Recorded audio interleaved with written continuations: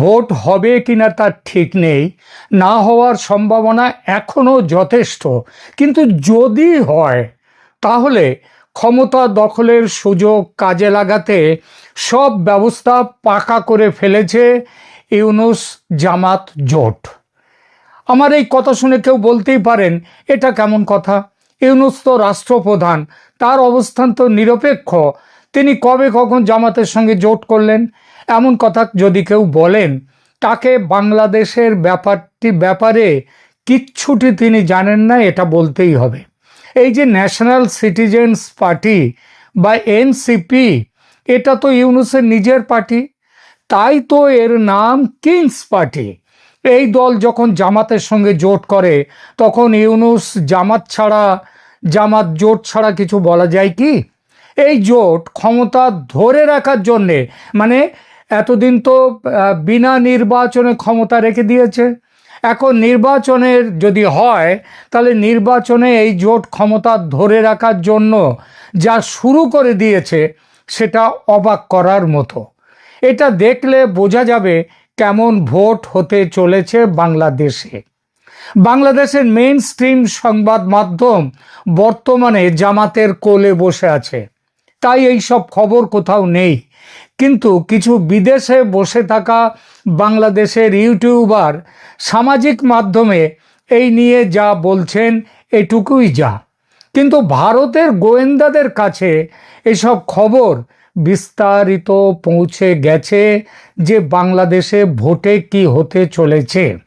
ঠিক ভোটের 1.5 সপ্তাহ আগে নিরাপত্তা বাহিনীর একটি বিশেষ শ্রেণীকে দিয়ে বুথ দখলের, ভোট কেন্দ্র দখলের পাকা ব্যবস্থা হয়ে গেছে। এই বিশেষ নিরাপত্তা বাহিনীটি হলো র্যাব বা র্যাপিড অ্যাকশন ব্যাটালিয়ন। বলা নিষ্প্রয়োজন, তবু বলি, এটি বাংলাদেশের একটি এলিট প্যারামিলিটারি ফোর্স। সংস্থাটি বাংলাদেশের সেনা বিভাগের অধীনে নয়, গৃহ মন্ত্রণালয়ের অধীনে।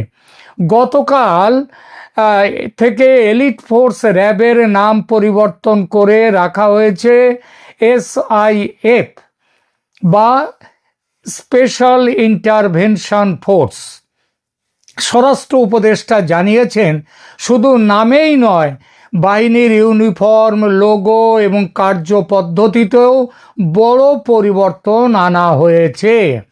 অন্তর্বর্তী সরকার যখন চলে যাওয়ার মুখে, যখন নির্বাচনের মাধ্যমে নতুন নির্বাচিত সরকার গঠনের উদ্যোগ চলছে, তখন কেন এত তাড়াহুড়ো করে র্যাবের খোল নলছে বদল করা হচ্ছে? মেটিকুলাস ডিজাইনার জামাত ইউনূসের এটা এক বড় ডিজাইন। সেই ডিজাইনের আলোচনার আগে দেখা যাক, এই যে নির্বাচন অনুষ্ঠানের কথা চলছে, সেখানে দেশের নিরাপত্তা বাহিনীর সদস্যদের কিভাবে ব্যবহার করা হবে। নির্বাচন কমিশনের চূড়ান্ত পরিকল্পনা অনুযায়ী এবারের নিরাপত্তায় প্রায় 8 লক্ষ সদস্য মোতায়েন থাকছেন। বিভিন্ন বাহিনীর ভূমিকা এরকম: সেনাবাহিনীর থাকবে 1 লক্ষ সদস্য, তারা স্ট্রাইকিং ফোর্স হিসেবে কাজ করবে, সরাসরি ভোট কেন্দ্রে থাকবে না, তবে জরুরি প্রয়োজনে ডাকলে তারা দ্রুত সাড়া দেবে। পুলিশ বাহিনীর 1.5 লক্ষ সদস্যকে ব্যবহার করা হবে। তারা কোথায় থাকবে? ভোট কেন্দ্রের বাইরে তারা টহল দেবে এবং এলাকার শান্তি শৃঙ্খলা বজায় রাখার কাজে থাকবে। এরপর বিজিবি বা বর্ডার গার্ডস বাংলাদেশ, এদের 35,000 সদস্য, তারা সীমান্ত জেলাগুলোতে এবং ঢাকার গুরুত্বপূর্ণ এলাকায় টহলদারি করবে। এরপর আনসার বা ভিডিপি, আনসার এবং ভিডিপি মানে ভিলেজ ডিফেন্স পার্টি, তার প্রায় 5.5 লক্ষ সদস্য থাকবে। প্রতিটি ভোট কেন্দ্রের অভ্যন্তরীণ নিরাপত্তা এবং ভোটারদের লাইন নিয়ন্ত্রণের প্রধান দায়িত্ব এদের হাতে, মানে এরা থাকবে বুথের ভেতরে। এদের হাতে সাধারণভাবে কোনো আগ্নেয়াস্ত্র থাকবে না। র্যাব বা পরিবর্তিত নাম SIF এর কথায় এবার আসি। SIF এর সদস্য সংখ্যা মোট 12,000-এর মতো। নির্বাচনে এদের কোনো নির্ধারিত ভূমিকা নেই। এদের ওপর দায়িত্ব ঝুঁকিপূর্ণ যে সমস্ত কেন্দ্র ও সন্ত্রাস দমন করবার জন্য বিশেষ মোবাইল টিম হিসেবে এরা কাজ করবে। আর এখানেই সরকারের বিশেষ পরিকল্পনা তৈরি হয়েছে। আগেই বলেছি, এদের পোশাক আশাক সব পাল্টে দেয়া হয়েছে। এই পোশাক পরিবর্তনের পেছনে একটা খুব বড় খেলা কাজ করছে। সেই খেলা যে খুব একটা গোপন রাখা গেছে তা নয়। খবর পাওয়া গেছে এসআইএফ এর সদস্যদের জন্য নতুন পোশাকের যত লাগবে তার অতিরিক্ত 20,000 অতিরিক্ত পোশাকের অর্ডার গেছে।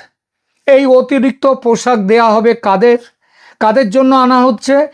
জামাত এনসিপি জোটের যে বিশেষ হারমাদ বাহিনী আছে তাদের জন্য। তারা এই ইউনিফর্ম ব্যবহার করে বুথ দখলের জন্য নির্দিষ্ট ভোট কেন্দ্রগুলোতে গিয়ে হাজির হবে, হামলা চালাবে। এই গুজব, মানে এটা যে গুজব বা অমূলক আশঙ্কা তা কিন্তু নয়। এই আশঙ্কার কথা পৌঁছে গেছে সেনাবাহিনীর কাছেও। আর সেটা নিয়ে সেনাবাহিনী, গোয়েন্দা সংস্থাগুলো এবং বর্তমান এসআইএফ মানে যারা র্যাব, সেই কর্তৃপক্ষ অত্যন্ত সতর্ক অবস্থানে রয়েছে। কারণ তাদের নজরের বাইরে এই 20,000 পোশাকের অর্ডার দেওয়া হয়েছে। সেই পোশাকগুলো পরে অন্যরা যাবে। গতকাল ওই হারমাদরা যাবে। গতকাল 3রা ফেব্রুয়ারি গাজীপুরের বিআরআরআই সম্মেলন কক্ষে 3 বাহিনীর প্রধানের এক গুরুত্বপূর্ণ বৈঠক হয়েছে। 3 সেনার 3 বাহিনী। নির্বাচনের ঠিক 9 দিন আগে এই ধরনের উচ্চ পর্যায়ের সমন্বয় সভা, এটা মূলত নিরাপত্তার যে নতুন যে একটা নিরাপত্তার সংকট এসছে সেই সংকট মোকাবিলা করার উদ্দেশ্যে। সেনাপ্রধান জেনারেল ওয়াকারুজ্জামান, নৌবাহিনী ও বিমান বাহিনী প্রধানদের উপস্থিতিতে এই বৈঠকে প্রধানত ইনএড টু সিভিল পাওয়ার এর আওতায় সেনাবাহিনী কিভাবে বেসামরিক প্রশাসনকে সহায়তা করবে তা চূড়ান্ত করা হয়েছে। বৈঠকে গাজীপুর, নরসিংদী ও নারায়ণগঞ্জ জেলার ডিসি, এসপি এবং বিভাগীয় পর্যায়ের কর্মকর্তাদের সাথেও সমন্বয় করা হয়। এই বৈঠকের মূল বার্তা কি? বাহিনীর সদস্যদের পেশাদারিত্ব, নিরপেক্ষতা এবং ধৈর্য বজায় রেখে জনগণের বন্ধু হিসেবে দায়িত্ব পালনের কঠোর নির্দেশ দেয়া হয়েছে। এসআইএফ এর পোশাক ব্যবহার করে হাতমাদ্রা বুথ দখল করে ছাপ্পা ভোট দিতে এলে কিভাবে সেটা রুখে দেয়া যাবে সেটা নিয়েও কিছু ব্যবস্থার কথা বলা হয়েছে। যদি অতিরিক্ত 20,000 পোশাক তৈরির কথা কেবলমাত্র গুজব হতো, তাহলে সেনা এই প্রতিরোধমূলক ব্যবস্থা কেন নিতে গেল? খবর মিথ্যে হলে এই ব্যবস্থা নেওয়ার কথাই উঠতো না, তাই নয় কি? পোশাক বিতর্কের প্রেক্ষিতে কি ব্যবস্থা নিচ্ছে সেনা? গতকাল কি ঠিক হয়েছে?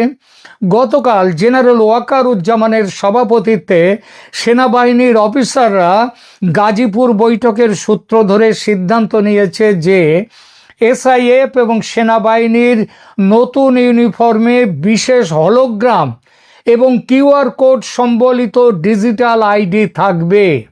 ফলে কোনো সিভিলিয়ান বা ক্যাডার তারা যদি বাহিনীর পোশাক পরে জালিয়াতি করতে চায়, তাৎক্ষণিকভাবে তাদের শনাক্ত করা সম্ভব হবে। কি বোঝা গেল সেনার এই সিদ্ধান্ত থেকে? বোঝা গেল পোশাক বিতর্ক, ওই 20,000 নতুন পোশাক, এক্সট্রা পোশাক তৈরি করে হারমাদদের দিয়ে দেওয়ার যে খবর, এটা কেবল ভিত্তিহীন খবর নয়, এটা বাস্তব। কিন্তু কথা হলো, সর্ষের মধ্যেই যেখানে ভূত, সেখানে ভূত তাড়াবে কে? প্রশ্ন ওঠে, কে এই হলোগ্রাম লাগাবে? সেনা নাকি সরকারের স্বরাষ্ট্র দপ্তর? কে এই জালিয়াতি ধরবে? কিভাবে ধরবে? এসব প্রশ্নের কোনো সদুত্তর নেই। অর্থাৎ মেটিকুলাস ডিজাইন নিয়ে প্রশ্ন উঠে যেতেই চোখে ধুলো দেওয়ার চেষ্টা শুরু হয়ে গেছে। মনে রাখতে হবে, দেশে মোট ভোট কক্ষ মানে বুথ আছে 2,44,649টি, আর ভোট কেন্দ্র আছে, অর্থাৎ এই বুথগুলো যে ভোট কেন্দ্রে, অনেক ভোট কেন্দ্রে একাধিক বুথ সেখানে আছে। ভোট কেন্দ্র মোট আছে 42,761টি। মোট ভোটার দেশে আছে 12,77,11,895 জন। তার মানে গড়ে প্রতিটি ভোট কেন্দ্রে প্রায় 3,000 ভোটার ভোট দেবেন এবং প্রতিটি বুথে গড়ে 5 থেকে 600 ভোটারের ব্যবস্থা রাখা হয়েছে। সারা দেশের ভোট কেন্দ্রগুলোকে 3টি ক্যাটেগরিতে ভাগ করা হয়েছে। লাল মানে অতি ঝুঁকিপূর্ণ বা হাইপার সেন্সিটিভ, হলুদ মানে ঝুঁকিপূর্ণ বা সেন্সিটিভ এবং সবুজ মানে সাধারণ। নিরাপত্তা সূত্র মতে 42,761টি ভোট কেন্দ্রের মধ্যে হাইপার সেন্সিটিভ ভোট কেন্দ্র প্রায় 21,000, সেন্সিটিভ বা ঝুঁকিপূর্ণ ভোট কেন্দ্র প্রায় 16,359, আর নর্মাল বা সাধারণ ভোট কেন্দ্র মাত্র 5,000-এর মতো। এতেই বোঝা যাচ্ছে কোন উত্তেজনাকর পরিস্থিতির মধ্যে ভোট হতে চলেছে বাংলাদেশে। জামাত জোটের কাছে এবারের ভোট হলো তাদের ক্ষমতায় দীর্ঘ সময়ের জন্য থাকার শেষ আশা। জিতলে বাঁচবে, হারলে মরবে, পালাবার পথ নেই। চারদিকে 3.5 দিকে ভারত আর একদিকে বঙ্গোপসাগর, সুতরাং পালাবার পথ নেই। তাই তাদের মন্ত্র হচ্ছে করেঙ্গে ইয়া মরেঙ্গে। এই স্লোগানটা করেঙ্গে ইয়া মরেঙ্গে, এটা ইংরেজের বিরুদ্ধে স্লোগান দিয়েছিলেন গান্ধীজি। তবে জামাত জোটের পথ কিন্তু গান্ধীর পথে নয়, গান্ধীবাদী পথ নয়, তারা লড়কে লেঙ্গে বাংলাদেশ। বিএনপি এতদিন নেতৃত্ব সংকটে ভুগেছে। বিএনপির সাধারণ পরিচয় খিচুড়ি দল। এই দলের আদর্শ হিন্দি ফর্মুলা ছবির মতো, রাগ, দুঃখ, ফাইট, প্রেম সবকিছু ফর্মুলা মাফির এক এক চামচ করে নিয়ে আসা, সব দিক থেকে এক এক খাবলা মশলা নিয়ে তৈরি হয়। এখানে বিএনপিও তৈরিও ঠিক সেইভাবে। এখানে মুক্তিযুদ্ধের পক্ষ আছে, মুক্তিযুদ্ধের বিপক্ষ আছে, ধর্মনিরপেক্ষতা পক্ষ আছে, আবার গোঁড়া ইসলামী পক্ষ আছে, পাকিস্তানপন্থী আছে, আবার পাকিস্তানের বিরুদ্ধপন্থী আছে, ভারতপন্থী আছে, আবার ভারত বিদ্বেষী আছে। এই দলটি মাঠের লড়াইয়ে নেমেছে অনেক পরে। তারেক রহমান দেশে ফেরার পরও বেশ কয়েকদিন নাকে সর্ষের তেল দিয়ে ঘুমিয়েছে। ততদিনে জামাতের ঘর গোছানোর কাজ শেষ। সেজন্যেই জামাত জয়ের স্বপ্ন দেখছে, জয়ের দোরগোড়ায় পৌঁছে গেছে ভাবছে তারা। এবং সেটা ভাবনাটা খুব একটা মিথ্যেও নয়, এখন শুধু দরজা খোলার অপেক্ষা। সে কাজটুকু করার জন্য সব কিছু করতে তৈরি জামাত। এই সব কিছু বলতে কি, SIF এর পোশাকে নিজেদের হারমাদদের দিয়ে ভোট কেন্দ্র দখলের প্ল্যানও আছে। তা সেই কেউ স্বীকার করুক আর নাই করুক। ওয়াকারুজ্জামান গতকাল গাজীপুরের বৈঠকে এ নিয়ে উদ্বেগ প্রকাশ করেছেন, প্রতিরোধমূলক ব্যবস্থা নেওয়ার কথা বলেছেন। তবে গত 1.5 বছর তার নিজের যা ট্র্যাক রেকর্ড দেখেছে দেশের মানুষ, তাতে কোনটা তার মুখ আর কোনটা তার মুখোশ তা নিয়ে মানুষের বিস্তর সন্দেহ। 12ই ফেব্রুয়ারি কি ঘটবে দেশে সেটা জানেন কেবল পরম করুণাময়। ধন্যবাদ।